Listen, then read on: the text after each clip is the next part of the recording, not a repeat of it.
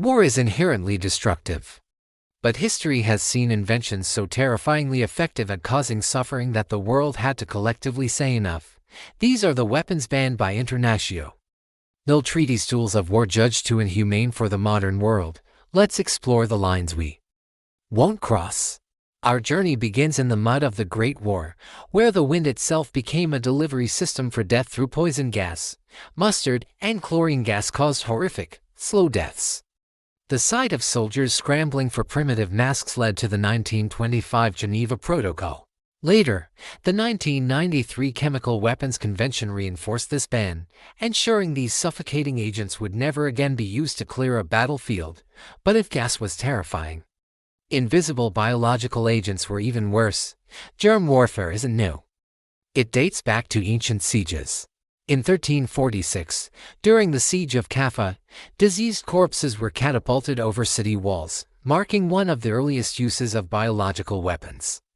Modern science turned these plagues into weapons of mass destruction, leading to the 1970 Biological Weapons Convention to ban their stockpiling forever. Then there are weapons that wait. Cluster munitions and landmines are notorious for their indiscriminate nature, often hurting civilians long after war's end. A single cluster bomb can scatter hundreds of explosives over a massive area, turning entire regions into no-go zones for decades. Landmines are even more insidious. Hidden beneath the soil of serene meadows, they remain active, waiting for an unsuspecting footstep. The 1997 Ottawa Treaty and the 2008 Convention on Cluster Munitions represent a global effort to rid our Earth of these persistent threats. As technology advanced, so did the cruelty of our designs. Some weapons were built to inflict injuries that medical science simply couldn't detect. Non-detectable fragments, made of glass or plastic, were designed to be invisible to X-rays, making it impossible for surgeons to help the wounded. In 1995, the world also banned blinding laser weapons.